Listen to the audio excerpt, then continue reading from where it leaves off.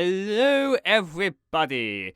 My name is James Leggett, and today we'll be doing the commentary track for this short film, Sentient Bird vs. Living Frog.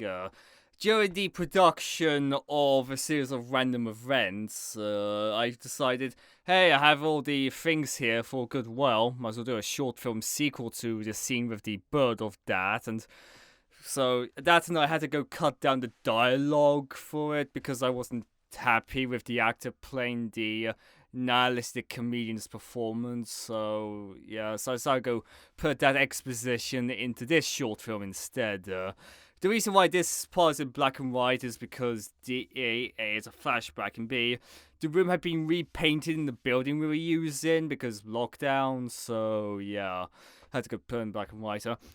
These green screen backgrounds I use for this scene and other stuff like the epic 10-minute scene in a series of random events I got from a site called Free Sound, which is full of free stock footage, which is so useful. Type in moving cut, no correct, liquid something, I can't remember what, which is kind of embarrassing, but I have a tendency of failing miserably. I'm really happy with Lee's performance here. It's very funny, and unlike Chris, I didn't have to do too many takes of it. So yeah.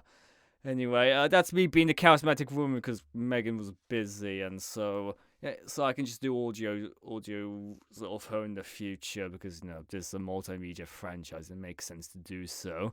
Originally, this part was a bit longer, but I cut it down because because Jason said it'd be a good idea to not record audio on set because I wouldn't be using it. But the problem is that I had to go do a different voice because doing this voice is very difficult, and so I just had to do my normal voice instead. And unfortunately, a different speed, so I kept having to speed up and slow down the footage of the animal puppets to make the voice, the mouth sync match. So yeah, that was kind of annoying to do. Definitely gonna change that for the future. Yeah, anyway, originally this was gonna be a circle of salt, but on the day of filming, we just forgot about the salt, so I just used toilet paper instead. But I kept it as salt in post because funny, I guess.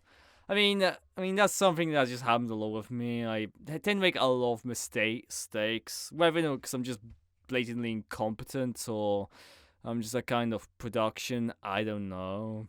I mean, if you laugh at this film, I promise you, I did not make it intentionally to laugh. I wonder if I'm the British. See, I'm not the British Tommy Wiseau because I'm not a millionaire and I'm not terrible on set like he is. I mean, I've read the Disaster Artist's book, not the film, because the film heavily sanitizes it.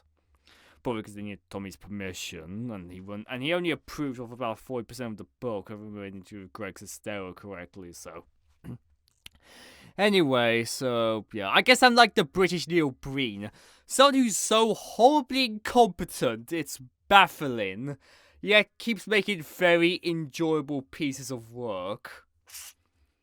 Yeah. Ooh. Let's see. We filmed this whole thing in like a day because often I have to go rush through my productions. I'm just that kind of person. So glad I don't get this brief to record some actual professional commentary, unlike in the short film where I just got my phone and just record off there. I've quite a bit of unused footage of Chris 10 terrible jokes from a series of random events. I just used that here. And this close-up is just hilarious to me, so yeah, I used that.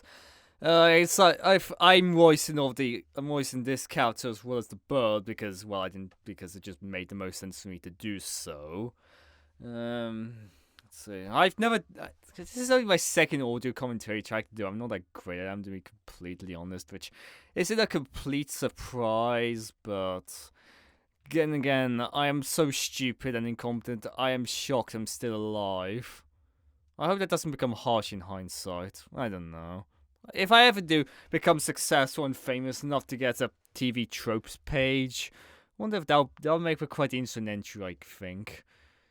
I'm not really can't really remember if I drew inspiration for any of this. I kind of just make up my stuff as I go. I mean, I do kind of plan things out for my multimedia franchise so that nothing's contradictory. But a lot of the time, in terms of dialogue and stuff, I just make it up. Whether or not it's any good or not, that's up to you. I mean, I don't really care what people think of me. Oh yeah, this part is hilarious with the ferret. We had a lot of arguments if it was a ferret or an otter, and because I'm director, I say it's a ferret. Originally, the person who played Alex, who played the second version of Olivia from Series of Random Events, originally voiced the ferret, but I lost the audio files and I lost contact with her, so I just got an AI to do it. And hey, whenever I do sequels to this, whether it be in live action or in audio plays, well, then I could just use more AI to voice the characters.